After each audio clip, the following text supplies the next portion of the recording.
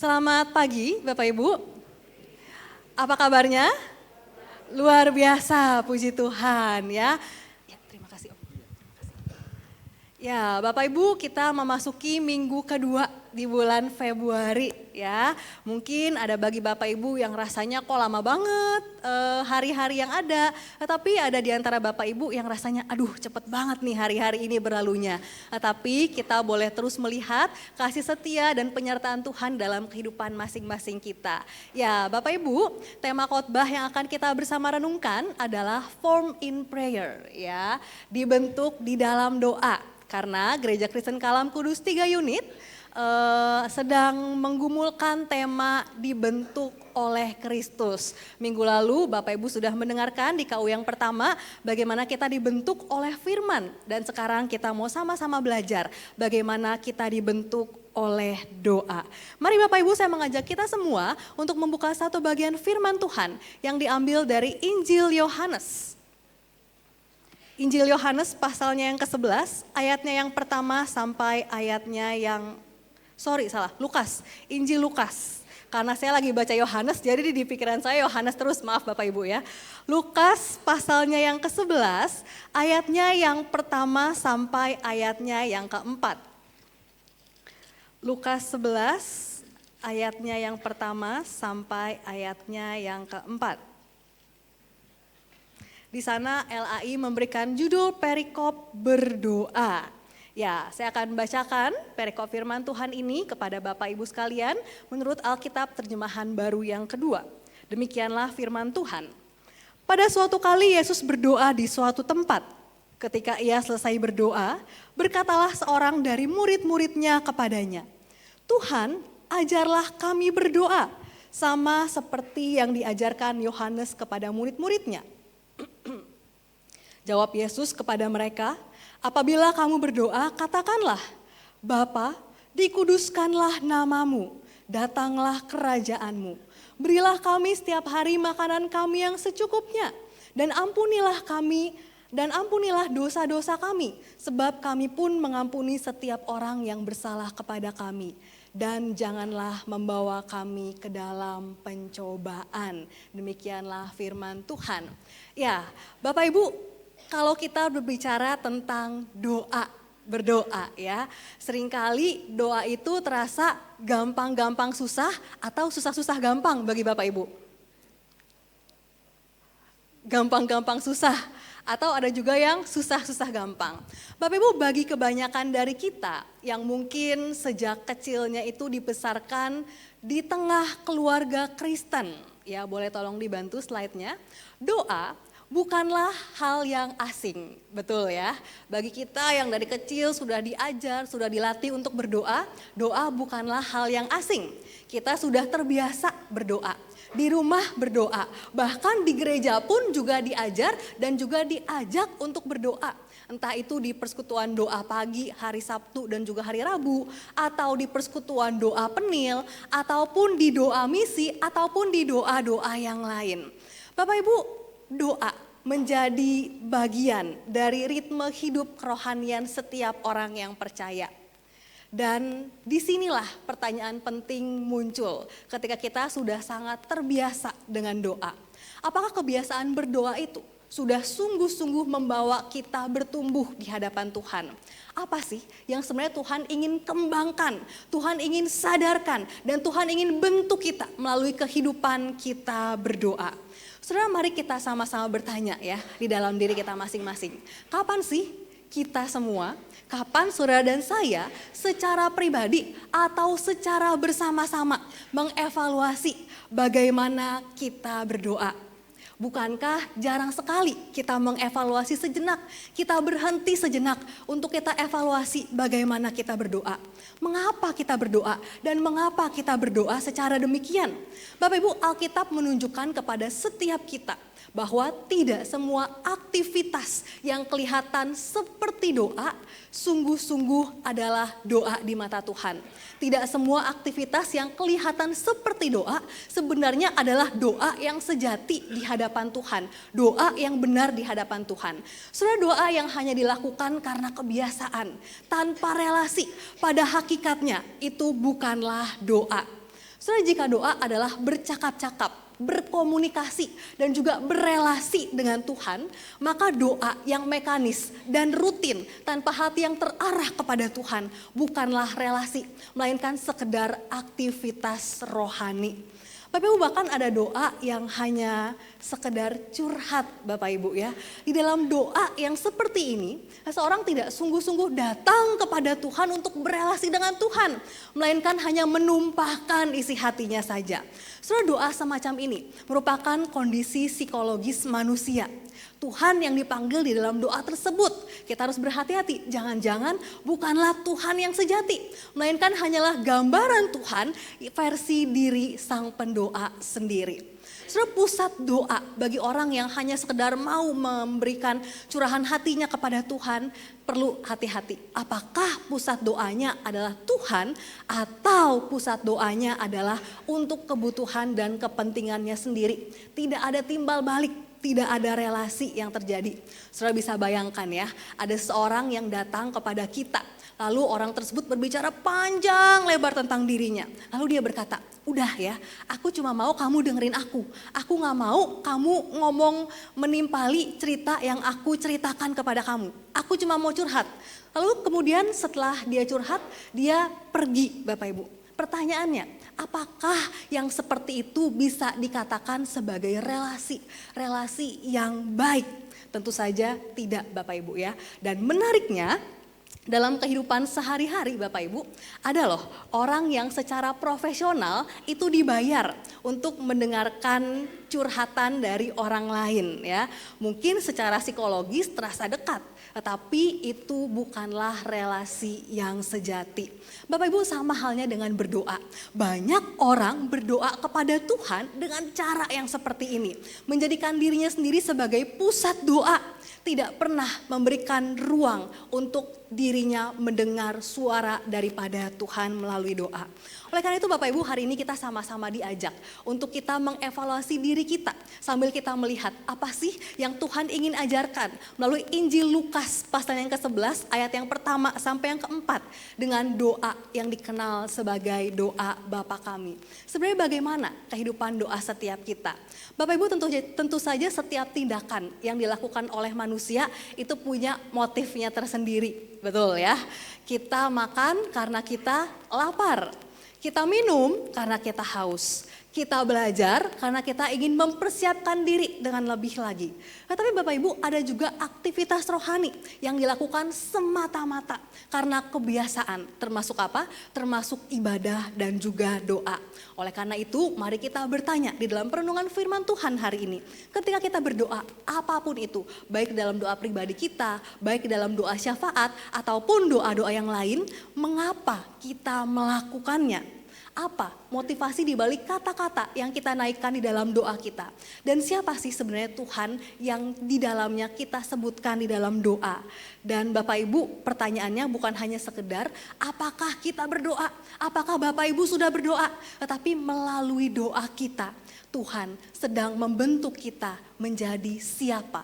Melalui doa kita, Tuhan membentuk kita menjadi seperti apa. Ya, kita akan kembali ke dalam perikop Alkitab ini. Bapak Ibu, kalau kita melihat kehidupan Yesus ya, karena kan ini Injil Lukas berbicara tentang bagaimana kehidupan Yesus dan juga kehidupan pelayanannya. Bapak Ibu, seringkali kita memandang kehidupan Yesus itu sebagai kehidupan yang penuh dengan serangkaian mujizat ya, penuh dengan cerita perumpamaan dan juga percakapan penting yang puncaknya itu ada pada salib. Dengan doa ya hanya seolah-olah menjadi selingan di antara berbagai aktivitas yang Yesus lakukan. Tapi Bapak Ibu, Injil Lukas mengajak kepada setiap kita untuk melihat dari sudut pandang yang berbeda. Bapak Ibu, kehidupan Yesus justru dapat dipahami sebagai rangkaian dari waktu doa pribadi yang diselingi oleh berbagai kegiatan pelayanan yang dia lakukan. Sehingga kita bisa katakan Yesus adalah pribadi yang bertekun di dalam doa. Bapak Ibu, contoh pertama yang Lukas tuliskan di dalam Injilnya, yaitu ketika peristiwa baptisan Yesus, Bapak Ibu. Di sana Lukas menegaskan bahwa ketika Yesus telah dibaptis dan sedang berdoa, Roh Kudus turun ke atasnya dan suara Bapa menyatakan perkenanannya. Bapak Ibu, dengan hal ini kita bisa melihat bahwa doa mengiringi awal dari pelayanan publik yang Yesus lakukan. Ketika Yesus mulai meningkat popularitasnya dan orang banyak mulai mengikuti dia, Yesus justru tidak tenggelam di dalam kesibukannya melakukan berbagai macam mujizat. Tetapi Yesus justru menyingkirkan dirinya, mengundurkan dirinya ke suatu tempat yang sunyi untuk berdoa. Lalu juga dicatat ketika Yesus memilih ke-12 muridnya, Bapak Ibu. Ini adalah sebuah keputusan yang sangat menentukan. Yesus tidak asal memilih, tetapi sebelum Yesus memilih 12 orang muridnya, dia justru naik ke gunung dan berdoa semalaman kepada Allah. Dan ini menunjukkan bahwa keputusan-keputusan besar yang Yesus buat dalam pelayanannya lahir dari persekutuan, dari relasinya yang dekat, relasinya yang intim bersama dengan Bapa. Dan kita juga melihat ketika ke-70 orang murid pulang dari pelayanan misi yang mereka telah lakukan, Yesus pun juga berdoa, mengucap syukur kepada Allah di dalam doanya. Bapak Ibu, tampaknya setiap peristiwa penting ataupun peristiwa-peristiwa yang lain dalam kehidupan pelayanan Yesus selalu dikelilingi oleh doa. Oleh karena itu tidak mengherankan jika di Lukas pasal 11 ayatnya yang pertama sampai ayatnya yang keempat, di sana murid bertanya, murid-murid meminta, Tuhan ajarkanlah kami berdoa. Karena Yesus memberikan sebuah pola doa yang sangat baik, Bapak Ibu. Lalu Bapak Ibu, kita bisa melihat di sini apa pola doa yang Yesus ajarkan. Bapak Ibu, murid-murid di sana saat itu mereka meminta Yesus untuk mengajarkan mereka berdoa, dikatakan sama seperti Yohanes mengajarkan murid-muridnya berdoa. Bapak Ibu, pada masa itu sudah menjadi kebiasaan bagi para guru, bagi para rabi untuk mengajarkan bentuk-bentuk doa tertentu kepada murid-muridnya. Dan Yohanes Pembaptis itu melakukan hal yang sama. Dan Bapak Ibu, permintaan yang diminta oleh ke-12 murid Yesus ini bukanlah sekedar minta akan kata-kata doa, tetapi kerinduan untuk mereka bisa masuk lebih dalam ke dalam kehidupan doa seperti yang mereka lihat pada Yesus. Yang menarik Bapak Ibu, Yesus tidak menanggapi permintaan mereka dengan memberikan teknik atau rumusan bagaimana kita berdoa.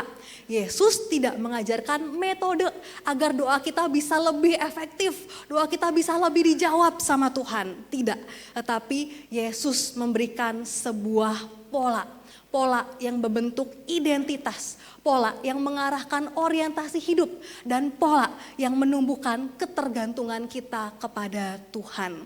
Bapak Ibu, doa yang Yesus ajarkan bukan pertama-tama tentang apa yang harus kita ucapkan, melainkan tentang siapa kita di hadapan Allah dan bagaimana kita hidup di hadapannya. Jadi pola doa yang pertama Bapak Ibu, Yesus membentuk kita di dalam doa supaya kita sadar bahwa kita hidup di hadapan Tuhan, hidup di hadirat Tuhan, yaitu hidup coram Deo Bapak Ibu. Bagaimana seharusnya cara kita hidup kalau kita hidup di hadapan Tuhan? Yang pertama, Yesus mengajarkan murid-muridnya untuk memulai doa dengan satu kata yang sangat sederhana, yaitu Bapa. Bapak Ibu, kata ini bukanlah kata doa yang formal ataupun kata doa yang sangat berjarak. Melainkan ketika kita menyebutkan Bapa, ini menekankan adanya relasi yang intim dan relasi yang penuh kepercayaan. Bapak Ibu, doa membentuk kita untuk kita hidup dari identitas kita, siapa kita di hadapan Tuhan. Kita tidak berdoa supaya Tuhan menerima kita, tetapi kita berdoa karena Tuhan telah terlebih dahulu menerima kita sebagai anak-anaknya. Bapak Ibu, dalam perjanjian lama dalam perjanjian lama umat Allah itu mengenal banyak nama dan gelar bagi Tuhan tetapi jarang sekali di antara mereka yang menyapa Tuhan sebagai Bapa di dalam doa-doa mereka. Yesuslah yang pertama kali memperkenalkan cara berelasi seperti ini. Karena itu adalah cara Yesus sendiri berdoa. Bapak Ibu, hampir setiap kali Yesus berdoa kepada Allah, ia memanggilnya dengan sebutan Bapa. Kecuali ada pengecualian Bapak Ibu ya. Satu-satunya Yesus tidak berdoa dengan menyebut Bapa. Bapak Ibu tahu ada di bagian apa? Yaitu ketika Yesus menanggung murka Allah di kayu salib. Yesus berseru, Allahku, Allahku, mengapa engkau meninggalkan aku? Namun Bapak Ibu, pada saat-saat terakhirnya Yesus kembali berseru, Yesus kembali berdoa dengan iman, dengan mengatakan, Bapa, ke dalam tangan-Mu lah kuserahkan rohku. Bapak Ibu, ini menunjukkan bahwa relasi Yesus dengan Bapa adalah relasi yang kekal, relasi yang sangat dalam, berakar dalam kehidupan Tritunggal itu sendiri. Oleh karena itu Bapak Ibu, Yesus mengundang kita untuk berdoa dengan cara yang sama. Melalui iman kepada Kristus, kita diberi hak untuk menjadi anak-anak Allah. Dan Roh Kuduslah yang meneguhkan identitas kita ini, sehingga kita bisa berseru, Ya Aba, Ya Bapa. Bapak Ibu, kita diajar untuk datang kepada Tuhan dengan kepercayaan seperti seorang anak kepada ayahnya. Bukan dengan ketakutan, tetapi dengan kasih. Bapak Ibu, bagi sebagian orang menyebutkan Allah sebagai Bapa itu bukanlah hal yang mudah ya. Khususnya bagi orang-orang yang mempunyai kepahitan dengan ayahnya sendiri.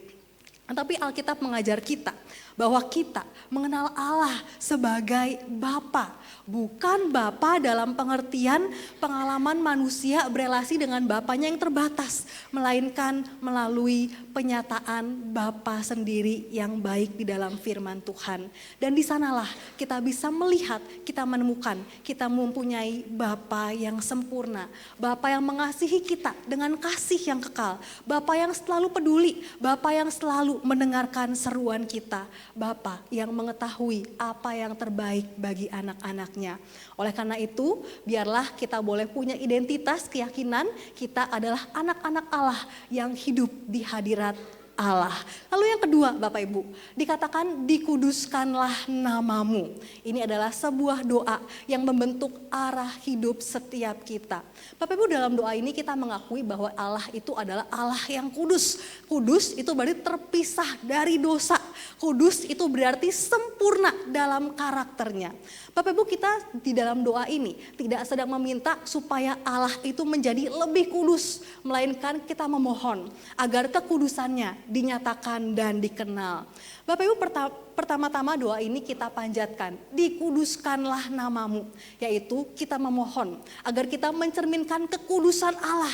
Itu berarti kita menghormati nama Allah. Bukan hanya melalui kata-kata kita, ya Tuhan saya menghormati Engkau. Tetapi dalam sikap dan juga dalam cara kita hidup. Kita memperlakukan segala sesuatu untuk kekudusan nama Tuhan. Ketika kita mendengarkan firman, ketika kita beribadah, kita mendengarkan dan beribadah di hadapan Allah yang kudus. Bagaimana kita bisa beribadah di hadapan Allah yang kudus ini? Yaitu dengan kita mempunyai sikap yang hormat, sikap yang menuruti setiap perkataan firman Tuhan. Oleh karena itu Bapak Ibu, biarlah kita boleh selalu berdoa agar nama Tuhan dikuduskan melalui kehidupan setiap kita. Dan Bapak Ibu, melalui doa ini sebenarnya kita itu sedang berkata, Tuhan bentuklah hidupku supaya namamu dihormati, bukan namaku yang dihormati. Bapak Ibu, doa dikuduskanlah namamu itu menggeser diri kita, menggeser pusat hidup dari yang tadinya ada di dalam diri kita menjadi pusat hidup itu ada kepada Allah. Kita hidup dibentuk untuk satu tujuan utama, yaitu apa? Bagi kemuliaan nama Allah. Lalu selanjutnya Bapak Ibu, Yesus mengajarkan kita untuk berdoa, datanglah kerajaanmu. Bapak Ibu, kata datanglah kerajaanmu, ini berarti sebuah doa yang kita panjatkan yang membentuk ketaatan hidup kita kepada Tuhan. Sorry, kayaknya ke sebelumnya ya. Oh nggak ada, oke nggak apa-apa. Bapak Ibu, ketika Yesus mengajarkan murid-muridnya berdoa, Yesus memasukkan satu permohonan yang sangat penting supaya kerajaan Allah itu datang. Bukankah ini selaras dengan seluruh pelayanan Yesus? Karena sejak awal Yesus memberitakan tentang kerajaan Allah. Bapak Ibu, kalau kita berbicara tentang kerajaan Allah di sini bukanlah sebuah negara ataupun sistem politik tertentu ataupun wilayah geografis. Tetapi kerajaan Allah adalah pemerintahan Allah, otoritas yang berdaulat atas seluruh ciptaan, atas musuh-musuhnya, dan atas umat yang mengaku Dia sebagai Raja. Karena itu Bapak Ibu, ketika kita berdoa agar kerajaan Tuhan itu datang, kita berdoa untuk kemuliaan Tuhan, agar kehendak dan pemerintahannya dinyatakan di dalam segala bidang kehidupan setiap kita. Bapak Ibu, kita memohon agar Allah memerintah di dalam hati kita melalui iman. Sehingga apa? Sehingga kita hidup menuruti kehendaknya. Bukan hidup menuruti kehendak diri kita sendiri. Bapak Ibu, kita berdoa agar firman dan Roh Kudus semakin menguasai hidup kita, pikiran kita, perkataan kita, tindakan kita. Dan disitulah kerajaan Allah mulai dinyatakan ketika Allah benar-benar menjadi Raja atas hidup kita. Bapak Ibu, kita berdoa agar kerajaan Allah dinyatakan di tengah-tengah keluarga kita. Tentu saja kita rindu rumah tangga kita, keluarga kita menjadi tempat di mana otoritas Allah itu diakui. Kasih Injil itu dihidupi dan doa menjadi nafas kehidupan sehari-hari. Dan kita juga berdoa bagi gereja kita agar seluruh kehidupan pelayanan, kegiatan pelayanan yang dilakukan dan relasi yang jemaat ada kepada Tuhan terus dibentuk oleh Injil, bukan oleh nilai-nilai dunia yang ada. Bapak Ibu, kerajaan Allah akan terlihat ketika kita rela menyangkal diri kita, mengikut Yesus, melakukan kehendaknya, bukan melakukan kehendak kita. Melakukan agenda-agenda Tuhan dalam kehidupan kita, bukan melakukan agenda-agenda kita sendiri yang tentunya membawa keuntungan bagi diri kita. Tetapi biarlah agenda Tuhan boleh kita kerjakan untuk membawa kemuliaan bagi nama Tuhan. Oleh karena itu Bapak Ibu, Tuhan Yesus mengajarkan bagian pertama itu tentang 3 hal ini. Bagaimana kita menyebut menyebut Allah dengan sebutan Bapa, menekankan identitas kita sebagai anak-anak Allah, dan bagaimana kita harus menguduskan nama Allah dan kita berdoa agar kerajaan Allah datang sehingga kita bisa hidup benar-benar di hadapan Allah yang kudus. Lalu bagian yang kedua Bapak Ibu, di dalam doa ini Yesus mengajarkan para murid dan juga mengajarkan setiap kita untuk kita bisa membentuk hidup kita selalu bergantung kepada Tuhan hari demi hari. Bukan hanya bergantung pada Tuhan hari ini aja Bapak Ibu, tapi setiap hari kita mempunyai ketergantungan kepada Tuhan. Di bagian berikutnya Tuhan Yesus mengajarkan doa yang seperti ini. Berikanlah kami setiap hari makanan yang secukupnya. Bapak Ibu, ini adalah doa yang membentuk ketergantungan kita kepada Tuhan. Dan dalam doa ini, Yesus mengajarkan kita untuk kita meminta sesuatu yang sangat sederhana. Yaitu apa? Makanan yang secukupnya untuk hari ini. Tentu saja permohonan ini bukanlah suatu doa yang basa-basi Bapak Ibu ya. Tetapi ini adalah sebuah pengakuan bahwa segala kebutuhan jasmani kita itu berasal dari Allah Bapa kita. Allah yang baik yang memberikannya bagi setiap kita. Satu-satunya sumber dari setiap pemberian yang baik adalah Allah Bapa kita. Bapak Ibu, meskipun kita tahu ya, Tuhan itu sudah mengetahui semua kebutuhan kita. Bahkan kebutuhan yang tidak terpikirkan oleh kita sekalipun Tuhan itu tahu. Tetapi Tuhan tetap mengajar kita untuk datang kepada Tuhan, meminta kepada Tuhan. Bukan sekali untuk selamanya. Tuhan, aku doa ini sekali untuk selamanya lah. Tuhan tahulah kebutuhan aku. Tuhan tahulah apa yang aku perlukan. Tetapi Tuhan meminta kita untuk setiap hari datang kepadanya, bergantung kepadanya. Bapak Ibu, doa ini membentuk kita dari kita mempunyai ilusi kita itu harus menjadi seorang yang mandiri. Memang betul sih kita harus jadi seorang yang mandiri. Tetapi kita juga perlu untuk terus bergantung sepenuhnya kepada Allah. Kita dilatih untuk hidup oleh iman hari sehari, hari per hari. Bukan iman yang ditimbun untuk jangka yang panjang. Bapak Ibu, Tuhan tidak mengajar kita untuk kita berdoa, untuk kita bisa mempunyai rezeki, mempunyai makanan selama bertahun-tahun yang akan datang. Tetapi Tuhan mengajar kita untuk kita mempercayakan hidup kita setiap hari kepadanya. Oleh karena itu Bapak Ibu, biarlah permohonan ini boleh mengajar kita bahwa kita itu hidup oleh anugerah. Hari demi hari dengan hati yang bersyukur dan kita bergantung dengan sepenuhnya kepada Bapa kita yang baik. Bapak Ibu, lalu selanjutnya bagian kedua ya dari bagaimana kita harus bergantung kepada Tuhan dari hari ke hari. Yang pertama adalah kita meminta Tuhan untuk memberikan kita makanan yang secukupnya. Lalu yang kedua, kita meminta Tuhan untuk mengampuni kita akan dosa-dosa kita. Ini adalah doa yang membentuk hati kita untuk bertobat. Bukan hari ini aja, tetapi bertobat setiap hari. Karena apa? Karena kita melakukan dosa setiap hari, bukan? Ada di antara Bapak Ibu yang dalam satu hari tidak melakukan dosa sama sekali. Tentu saja tidak ya. Entah itu secara kita sadar ataupun tidak sadar, kita melakukan dosa. Entah kita berpikir negatif kepada sesama, entah kita mencibir seorang dari belakang, entah kita melakukan hal-hal yang lain, entah kita mudah meledak-ledak dalam kemarahan kita melakukan dosa setiap hari. Oleh karena itu, kita juga perlu meminta pengampunan daripada Tuhan setiap harinya. Karena kita bukanlah orang-orang yang benar, orang-orang yang baik. Kita adalah pendosa yang diberikan anugerah oleh Tuhan, sehingga kita diangkat menjadi anak-anak Tuhan. Lalu yang berikutnya Bapak Ibu, Tuhan mengajar kita supaya kita minta kepada Tuhan, supaya Tuhan menjauhi kita di dalam pencobaan-pencobaan yang ada.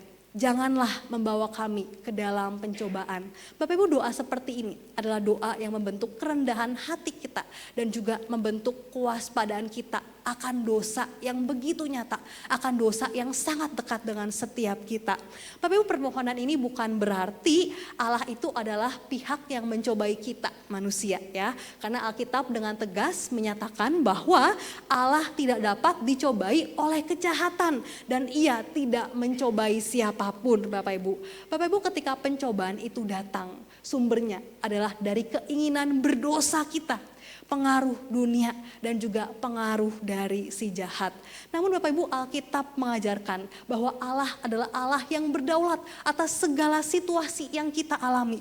Dia sanggup melindungi kita di tengah-tengah pencobaan. Bahkan Dia sanggup menjauhkan kita dari pencobaan-pencobaan sama sekali. Itulah yang kita mohonkan dalam doa ini, agar Allah menuntun langkah kita supaya kita menjauh dari situasi yang membawa kita jatuh ke dalam dosa. Bapak Ibu, firman Tuhan menyatakan kepada setiap kita bahwa setiap kali kita dicobai, Tuhan menyediakan jalan keluar. Itu dikatakan di dalam 1 Korintus 10 ayat 13. Dan Tuhan memakai pencobaan-pencobaan itu untuk pertumbuhan iman kita. Bapak Ibu, ketika kita berdoa Bapa kami dengan mengatakan janganlah membawa kami dalam pencobaan, itu berarti kita dengan jujur mengakui akan kelemahan rohani kita. Kita sadar meskipun ada jalan keluar, kita terlalu lemah untuk kita bisa mengandalkan diri kita sendiri Bapak Ibu. Oleh karena itu biarlah kita boleh selalu waspada, kita boleh selalu hidup di dalam kerendahan hati, menyadari kelemahan diri kita, tetapi kita juga percaya sepenuhnya pada kuasa Allah yang berdaulat memegang kendali atas kehidupan kita. Allah yang sanggup menjaga kita dari sekarang sampai selama-lamanya. Dan Bapak Ibu, doa yang Tuhan Yesus ajarkan, doa Bapa kami, adalah doa Injil yang mengarahkan hidup kita kepada Allah. Bapak Ibu, inilah cara Yesus mengajarkan kita bagaimana kita untuk berdoa.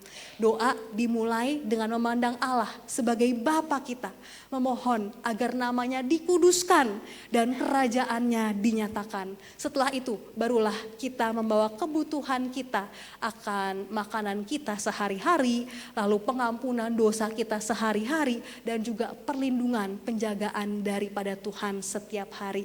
Dan pola ini menempatkan Tuhan di pusat doa dan diri kita di bawah pemerintahan Allah Bapa kita yang baik.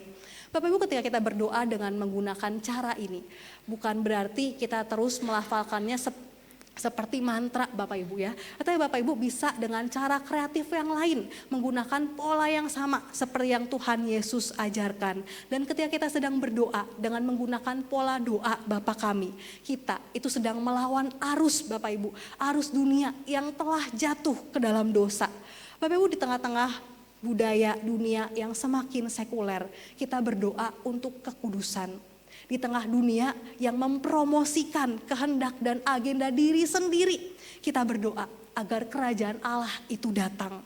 Dan di tengah budaya yang memuliakan kemandirian dan juga mengagungkan akan kemewahan, barang-barang branded, barang-barang mewah, kita belajar untuk mempercayakan kecukupan kita, rejeki kita sehari-hari kepada Tuhan. Dan di tengah-tengah dunia yang merasa diri adalah orang yang paling benar, kita belajar untuk mengaku dosa dan memohon pengampunan daripada Tuhan.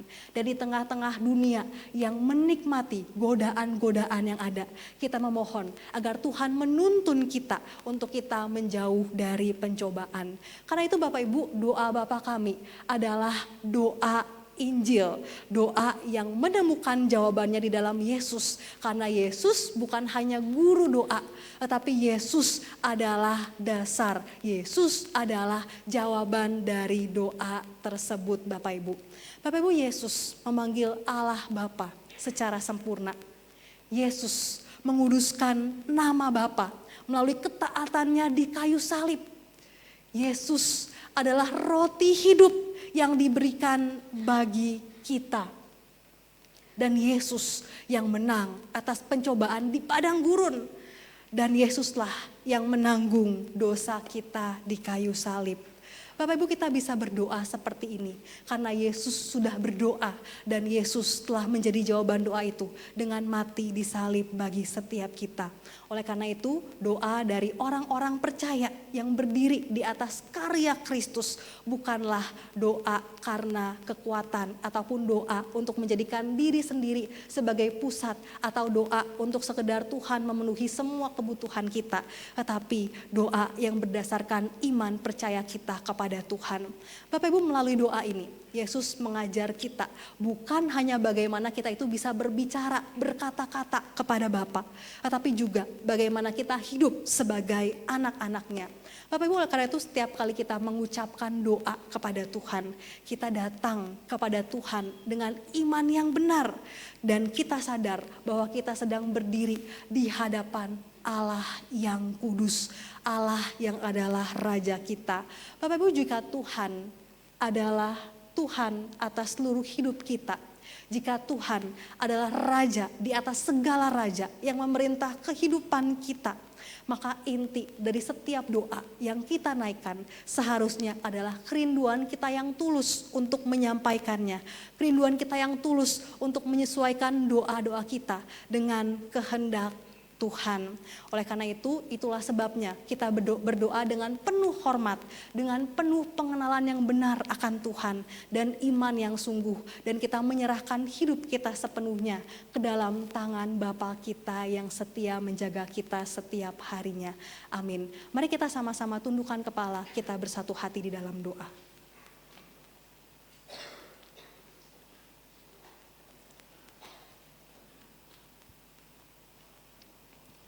Tuhan, terima kasih ya Tuhan, karena Tuhan selalu mengajarkan kami untuk bagaimana caranya kami berdoa. Tuhan, ampunilah kami jikalau di dalam doa-doa kami masih salah mengutarakannya kepada Tuhan. Kami masih lebih mementingkan diri kami sendiri, kami memaksakan kehendak kami sendiri. Tetapi ya Tuhan, ketika kami telah belajar bagaimana kami seharusnya berdoa, bagaimana doa membentuk kehidupan kami, biarlah kami boleh berserah kepada Tuhan. Sama seperti Tuhan Yesus yang mengatakan di dalam doanya, biarlah kehendak Allah yang jadi. Begitu pula dalam doa-doa yang kami naikkan, biarlah kehendak Tuhan yang jadi di dalam doa-doa setiap kami. Tuhan, tolonglah kami ya Tuhan, agar kiranya kami boleh hidup setiap hari dengan penuh kesadaran bahwa kami hidup di hadapan Tuhan, sehingga kami tidak mudah jatuh di dalam dosa ataupun pencobaan-pencobaan, tetapi kami boleh terus hidup setiap hari dengan penuh kesadaran untuk kami memuliakan dan meninggikan Tuhan. Ini doa kami ya Tuhan, di dalam nama Tuhan Yesus kami sudah berdoa. Amin. Tuhan Yesus memberkati kita.